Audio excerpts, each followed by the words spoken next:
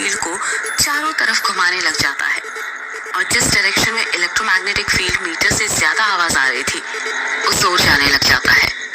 युग अभिमन्यु को रोकते हुए कहता है, कहाँ जा रहा है तू? अभिमन्यु बांस के पेड़ से निकलते हुए कहता है, भूत को पकड़ने। चल जल्दी से मेरे पीछे आ जा। बहुत हंस रहा था ना तू? हाँ चल आ जा, आज तुझे ना भूत दिखाता हूँ। अरे मैं तो युग अपनी बात पूरी कर पाता उससे पहले ही अभिमन्यु वहां से चले जाता है। युग भी अपना सामान उठाता है और अभिमन्यु के पीछे पीछे जाने लग जाता है। इलेक्ट्रोमैग्नेटिक फील्ड मीटर से आ रही आवाज का पीछा करते करते युग और अभिमन्यु दोनों ने काला झाड़ी जंगल पार कर लिया था और वो किश्नोई नदी के पास पहुंच गए थे। अभिमन्यु इलेक्ट्रोमैग्नेटिक फील्ड मीटर को हवा में लेफ्ट राइट करते हुए कहता है, आवाज तो यहीं से आ रही है, मतलब भूत यहीं कहीं है हमारे आसपास। युग चिढ़ते हुए कहता है, ये क्या बोल रहा है अभिमन्यु तू? ये भूत भूत कुछ नहीं होते, छोड़िए तेरी मशीन। युग तू 2 मिनट चुप रहेगा? मुझे अपना काम करने दे, समझा? डिस्टर्ब मत कर, हम लोग भूत के बहुत करीब हैं। देखना आज तो मैं उसे पकड़ ही लूंगा।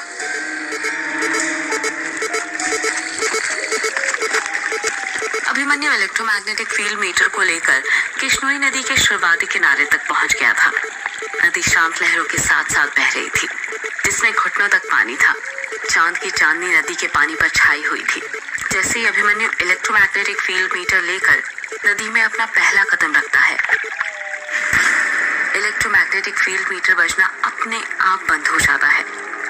अभिमन्यु और युग दोनों शॉक्ड हो जाते हैं और सोचने लग जाते हैं कि अचानक से इलेक्ट्रोमैग्नेटिक फील्ड बंद कैसे हो गया। वातावरण में अचानक से शांति छा गई थी। अभिमन्यु इलेक्ट्रोमैग्नेटिक फील्ड मीटर को अपने हाथ से ठोकते हुए कहता है, अरे ये क्या? इसमें से आवाज क्यों नहीं आ रही है? कहीं ये खराब तो नहीं हो गया? युग नदी के बाहर ही खड़ा हुआ था। वो वहीं से अभिमन्यु को ताना मारते हुए कहता है, खराब तो तब होगा ना जब ये सही होगा। इतना घटिया तो है तेरा ये डिवाइस। क्या नाम बताया था तूने? Electromagnetic field meter. तुझे पता है इसने आवाज करना बंद क्यों कर दी? अभिमन्यु उदासी के साथ पूछता है, क्यों? क्योंकि शायद तुझे पता नहीं है कि इलेक्ट्रोमैग्नेटिक फील्ड का एटमॉस्फेयर पर फर्क पड़ता है। मतलब ये है कि जब वातावरण चेंज होता है तो मैग्नेटिक फील्ड भी चेंज होती है, जिस कारण जब हम जंगल से यहाँ तक आए तो इसने यहाँ पर आकर आवाज करनी बंद कर दी। क्योंकि जंगल के अंदर के एटमॉस्फेयर में और नदी के पास के एटमॉस्फेयर में बहुत डिफरेंस है। तुझे कैसे पता ये सब? इलेक्ट्रॉनिक एंड इलेक्ट्रिकल इंजीनियर हूँ बेटा, इतना तो पता ही होगा ना। तेरी तरह झोला छाप पैरानॉर्मल एक्टिविटी एक्सपर्ट नहीं हूँ। मैं नहीं मानता। मुझे तो लगता है कि मेरा ये डिवाइस हमें बिल्कुल सही जगह पर लाया है। युग अभिमन्यु को घूरते हुए कहता है, और तुझे ऐसा क्यों लगता है? इसके ना 2 कारण हैं। पहला कारण यह है कि जब हम जंगल से यहाँ नदी तक आए तो उस बीच भी एटमॉस्फेयर चेंज हुआ होगा, तब ये बंद क्यों नहीं हुआ? या नदी पर आकर ही बंद क्यों हुआ? युग हैरानी के साथ पूछता है। और दूसरा कारण ये है कि आज से 13 साल पहले यक्षिणी हर पूर्णिमा और अमावस्या की रात किश्नोई नदी पार करने वाले मर्दों के साथ संभोग करके उनके दिल का खून पीकर उन्हें मार देती थी। युग शॉक्ड होते हुए कहता है, तो ये कहानी तुझे भी पता है? ये कहानी नहीं है, हकीकत है। और ये बात बंगला मुड़ा और रोंकामुचा गांव के बच्चे को पता है, समझा? छोड़िए सब। तो हाँ, क्या बता रहा था मैं? कि देख, यक्षिणी मर्दों के साथ संभोग करके उन्हें मार देती थी यहीं पर इसी नदी के पास। तो उनकी आत्मा भी यहाँ पर ही भटक रही होगी ना, समझा? इसीलिए तो मेरा ये डिवाइस यहाँ पर आकर बंद हो गया। युग घूरते हुए अभिमन्यु से पूछता है, तो ये यक्षिणी भूत प्रेत डायन पर भरोसा करता है? हाँ करता हूँ। क्यों, तू नहीं करता? नहीं। अभिमन्यु युग के पास जाते हुए कहता है, तो फिर गले में ये काली माँ का लॉकेट क्यों पहना हुआ है?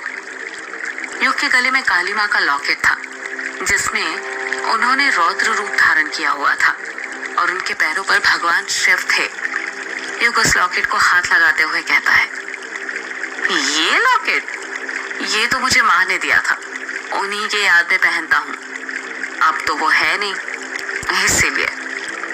युग अपनी बात पूरी करता इससे पहले ही अभिमन्यु कहता है, कुछ भी हो, मैं भरोसा तो करता है ना, भले माँ के कारण क्यों ना करता हो, तो फिर भूतों पर भी भरोसा करना सीख जा। पर जो चीज दिखाई नहीं देती उस पर विश्वास कैसे करूं? दिखते तो हमें भगवान भी नहीं है, पर फिर भी हम उन पर विश्वास करते हैं ना। तुझे पता है, ये जो भूत होते हैं ना, हर वक्त हमारे साथ रहते हैं, हमारे साथ खाते हैं, सोते हैं, उठते हैं, बैठते हैं, सब काम करते हैं, पर ये हमें दिखाई नहीं देते। पता है क्यों? क्यों? क्योंकि इनके पास भी भगवानों की तरह शक्तियां होती है, शैतानी शक्तियां। भगवान और भूत दोनों एक ही सिक्के के दो पहलू है। देख, दोनों के हिंदी और इंग्लिश के शुरुआती अक्षर भ और जी से ही स्टार्ट होते हैं, चाहे वो इंग्लिश का होस्ट हो और गॉड हो, या फिर हिंदी का भूत और भगवान। तू तो सही में इंटेलिजेंट वाली बातें करने लग गया यार। तुझे ये सब बातें कैसे पता? तेरे पापा ने बताई, युग हैरानी के साथ पूछता है। क्या कहा? मेरे पापा ने बताई? पर कब? रास्ता ही भूल गया था। रास्ता ही तो दिखाने आया हूं मैं तुझे। क्या बोला? कुछ नहीं, वो देख, वो रही तेरी ग्रेवयार्ड कोठी। अभिमन्यु ने अपने हाथ से राइट साइड की ओर इशारा करते हुए कहा। जिस ओर अभिमन्यु ने इशारा किया था, जब युग उस तरफ देखता है तो वो देखता है कि ग्रेवयार्ड कोठी का ऊपरी सिरा नदी से साफ साफ दिख रहा था। ग्रेवयार्ड कोठी ऊपरी सतह पर बनी थी, जिस कारण उसका गुंबद देखा जा सकता था। ग्रेवयार्ड कोठी नदी से करीब 600-700 मीटर दूरी पर थी। ग्रेवयार्ड कोठी के ऊपर काले काले बादल मंडरा रहे थे, जिन्हें देखकर ऐसा लग रहा था कि वो काली शक्तियां थी जो युग के वहां आने का इंतजार कर रही थी। युग और अभिमन्यु पैदल पैदल ग्रेवयार्ड कोठी की तरफ जाने लग जाते हैं। कुछ ही देर चलने के बाद वो दोनों ग्रेवयार्ड कोठी के पास पहुंच जाते हैं। ग्रेवयार्ड कोठी खेतों के एकदम बीच में बनी हुई थी। आसपास दूर दूर तक कोई घर नहीं था। ग्रेवयार्ड कोठी के पास करीब 2 हेक्टेयर जमीन थी जो खाली पड़ी हुई थी। ग्रेवयार्ड कोठी 2 मंजिला थी, जिसमें बाहर से खिड़कियां देखने से लग रहा था कि करीब 50 से 60 कमरे होंगे। कोठी में ग्रे कलर किया गया था। अभिमन्यु ग्रेवयार्ड कोठी को देखते हुए कहता है, यार, ये तो किसी फिल्म की हॉरर कोठी जैसी लग रही है। देख, कोठी के ऊपर काले बादल भी कैसे मंडरा रहे हैं ना। युग चिढ़ते हुए कहता है, यार, ये फिल्मों की नहीं है, मेरे पूर्वजों की कोठी है जो उन्होंने अंग्रेजों से खरीदी थी। हाँ यार, पता है, मैंने डिटेल्स निकाली थी इस कोठी की। ये अंग्रेज लोग भी ना बड़े कमाल के थे। कैसे? तुझे पता है ये कोठी कब और क्यों बनाई गई थी? नहीं, आज से 200 साल पहले 24 अगस्त 1608 में अंग्रेज अपने इंडिया में आए थे। उस वक्त उनका भारत में शासन नहीं था और ना ही उनके रहने के लिए कोई ठिकाना था। जब वो मेघालय में आए तो उन्हें अपने बंगला मुड़ा गांव में भी रहने नहीं दिया गया, क्योंकि ये अंग्रेज गाय सुअर सब खाते थे और हमारे हिंदू धर्म में गाय को देवी माँ की तरह पूजा जाता है। उस वक्त अंग्रेजों के एक जर्नल ने मोटी रकम देकर जमीन खरीदनी चाहिए, पर गांव वालों ने मना कर दिया। फिर क्या हुआ? होना क्या था, हम सबको पता है कि इंडिया में लालची लोग तो भरे हुए हैं। उस वक्त बंगला मुड़ा के राजा अंग्रेजों से मोटी रकम भी हथियाना चाहते थे और प्रजा को निराश भी नहीं करना चाहते थे। इसलिए उन्होंने बंगला मुड़ा गांव के बाहर जो कब्रिस्तान वाली जमीन थी वो उन्हें बेच दी। गांव वाले तो दिन में भी वहां पर जाने से डरते थे, पर ये अंग्रेज कहाँ किसी से डरने वाले थे। उन्हें भारत का खजाना जो लूटना था, उन्होंने कब्रिस्तान के ऊपर ही कोठी बना दी। गांव वाले शुरू में इसे लाशों वाली कोठी कहते थे, फिर अंग्रेजों ने ही इसे ग्रेवयार्ड कोठी नाम दे दिया। अच्छा, जब भी दूसरे गांव से अंग्रेज सैनिक आते थे तो उन्हें यहीं पर ठहराया जाता था, यहीं पर खातिरदारी की जाती थी। उनकी अय्याशियों का सारा सामान था यहाँ पर, और यहाँ पर रात रात भर मुजरा चलता था, तवाइफें नाचा करती थी। और तू कह रहा था ना कि ये यक्षिणी नहीं होती। तुझे पता है यहाँ के अंग्रेज अफसरों ने अपनी डायरी में यक्षिणी का जिक्र किया है। यक्षिणी का नाम सुनकर युग चिढ़ जाता है और चिढ़ते हुए कहता है, तेरी ये कहानी खत्म हो गई हो तो क्या अब हम कोठी के अंदर चलें, या रात भर यहीं पर बैठकर कहानी सुनाने वाला है? हाँ चलना, मैंने कहाँ रोका है तुझे? तुझे ही कहानी सुनने में मजा आ रहा था इसलिए मैं सुना रहा था। ग्रेवयार्ड कोठी का दरवाजा करीब 10 फुट ऊंचा था।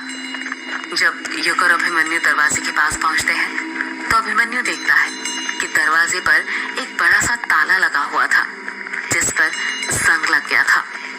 अभिमन्यु ताले को हाथ लगाते हुए कहता है, अरे इस पर तो ताला लगा हुआ है, तेरे पास ताले की चाबी भी है क्या? युग अपना बैग टटोलने लग जाता है और कहता है, रखी तो थी इसकी चाबी मेरे पास, कहाँ गई? दिख क्यों नहीं रही यार? हाँ ये रही। युग अपने बैग से ताले की बड़ी सी चाबी निकाल लेता है। खोल जल्दी दरवाजा, एक औरत की आवाज सुनाई देती है। युग हैरानी के साथ कहता है, यार तूने आवाज सुनी? अभिमन्यु पूछता है, कैसी आवाज? औरत की आवाज। यार वो कह रही थी कि खोल जल्दी दरवाजा। क्या कहा? औरत की आवाज।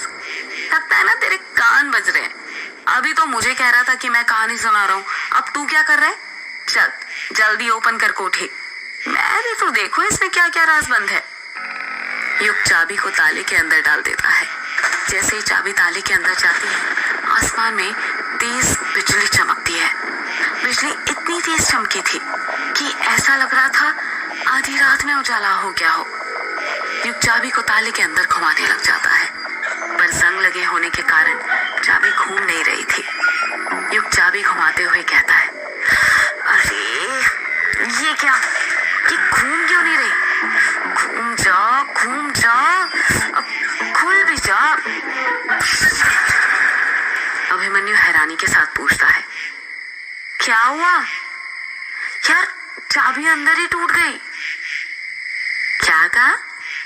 चाबी टूट गई? पर कैसे?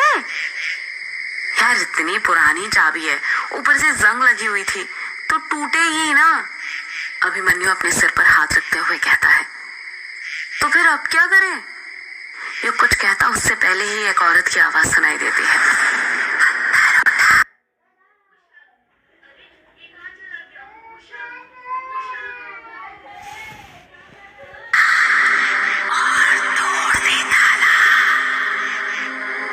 युग कहता है,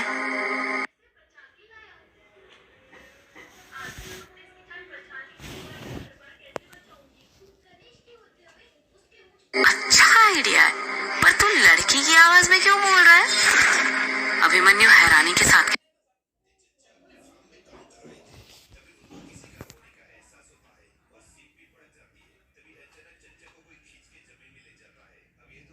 कहता है, मैंने क्या कुछ बोला? मैं तो तब से चुप ही हूँ। युग अभिमन्यु की बात पर ध्यान नहीं देता है। वो पास में ही जमीन पर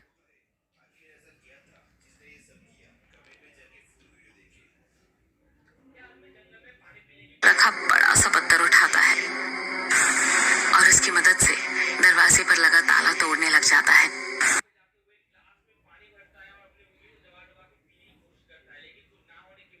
तीन बार पत्थर से ताले पर वार करने पर ही खट से ताला टूट जाता है। जैसे ताला टूटता है, औरत की चीखने की आवाज सुनाई देती है। युग कुंडी खोलकर दरवाजे को अपने हाथों से धक्का देने लग जाता है, पर दरवाजा इतना भारी था